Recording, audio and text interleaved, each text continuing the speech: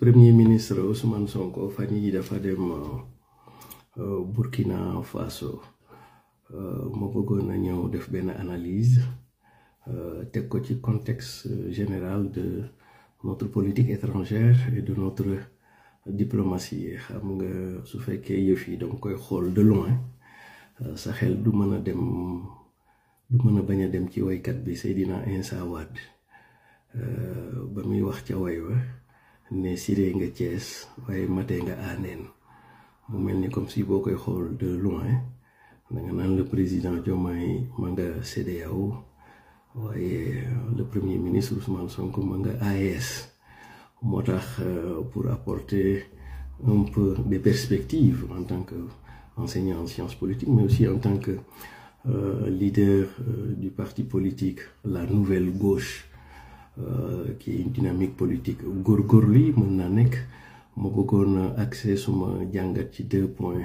D'abord la logique d'une telle démarche et ensuite la pertinence que peut avoir une telle démarche. Par rapport à la logique d'une telle démarche, le premier ministre Ousmane Sonko su demee Burkina seeti benn pays bu bokk ci AES loolu dafay feddali li diplomatie Sénégal doon ba mu juddoo ba léegi ndax diplomatie Sénégal bu ñu ko dee jàng moom la ñuy tuddee la diplomatie du double standard anglais di ko wax two-track diplomatie. xam nga loolu mooy diplomatie boo xam ni jeeg bi muy état yi bu xësee ba sëy si ci kër gi muy le concert des nations la communauté internationale. Sénégal moom boo xësee ba nekk jeeg ba sëy si ci kër gi moom dana wax ak yow ak nu sa jikko mën a mel dina wax ak yow. kon donc loolu mooy politique du double standard boo xam ni Sénégal loolu mooy fondement historique de sa politique étrangère et de sa diplomatie. nga xam ni day nekk politique étrangère ak diplomatie boo xam ni du tënku rek ce qu'on appelle les principes universels de la diplomatie et des relations internationales mais aussi dafay aajewu en fonction des acteurs qui sont en présence. que donc ñu jàpp ni le premier ministre su demee vers les pays de l'AES ou dans un des pays de l'AES, le président de la République dem au niveau de la CEDEAO du contradiction en soi mais dañuy delloo mbuum nga ca boy gay kon donc dañuy gën a firndeel li politique étrangère ak diplomatie sénégalaise mës a doon de tous les jours. loolu mooy la logique. Maintenant ñu ñëw ci un peu la pertinence d'une telle démarche. xam nga Sénégal bu ñu ko xoolee bu baax jamono tolloon na ay temps Amérique ak Union soviétique. À l'époque Union soviétique moo amoon daanuñu sax laale mais teewul Sénégal dana wax ak Amérique dana wax ak Union soviétique. tey jii suñu ko xoolee bii dëkk di Palestine ak bii dëkk di Israël daanaka duñu laalante mais du tee Sénégal dana wax ak Palestine dana wax ak Israël.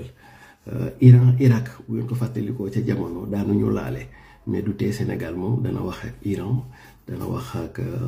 Irak. boo ñëwee fii ci Afrique Algérie ak Maroc seen diggante neexul mais du tee Sénégal dana waxtaan ak Algérie dana waxtaan ak Maroc. et donc loolu mooy pertinence tey Sénégal di mën di waxtaan ak CEDEAO en même temps aussi di waxtaan ak AES. loolu mooy première grille d'analyse ci pertinence bi. deuxième grille d'analyse bi la pertinence mooy suñu ko dee jàngat parce que le PASTEF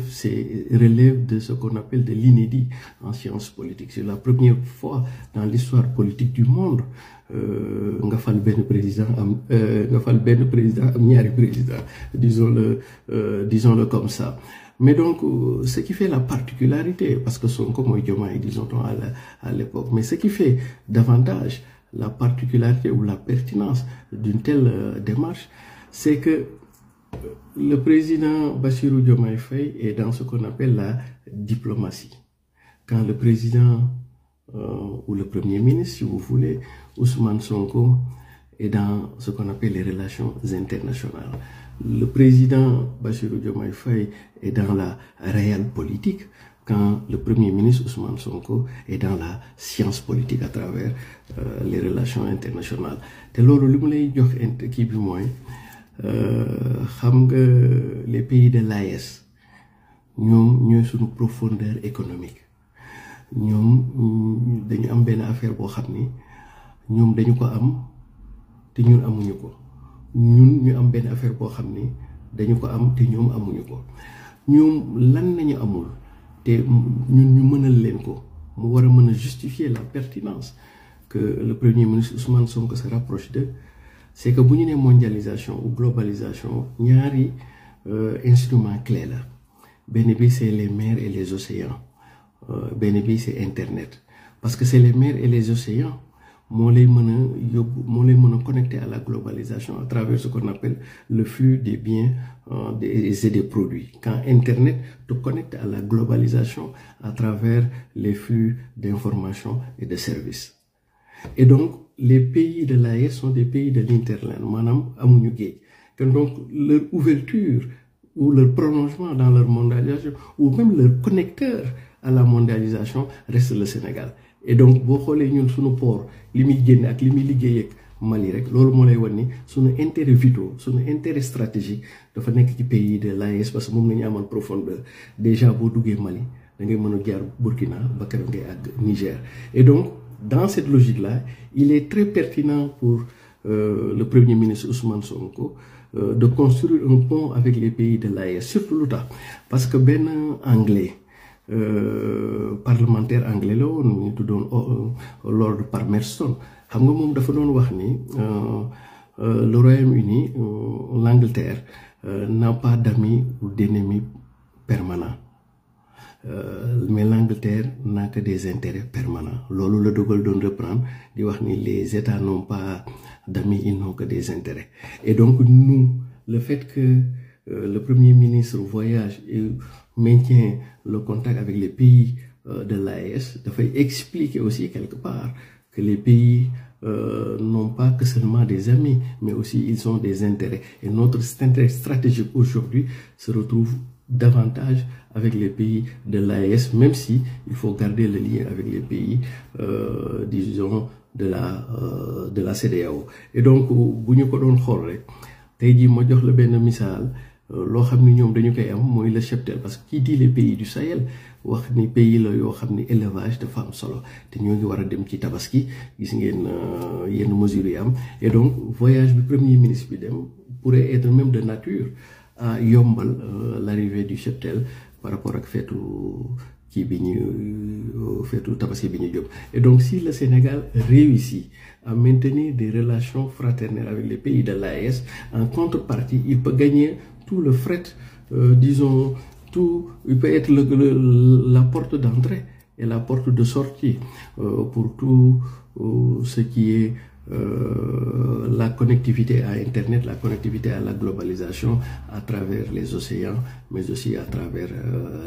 les mers. Et donc, c'est une démarche extrêmement pertinente que le président de la République reste dans la diplomatie sans épithète, disons-le comme ça, quand le Premier ministre, lui, soit dans ce qu'on appelle les relations internationales. L'un dans comme l'autre, c'est le Sénégal qui gagne et le Sénégal qui se positionne aujourd'hui plus que jamais comme un pont entre l'AES et la CEDEAO. Merci beaucoup.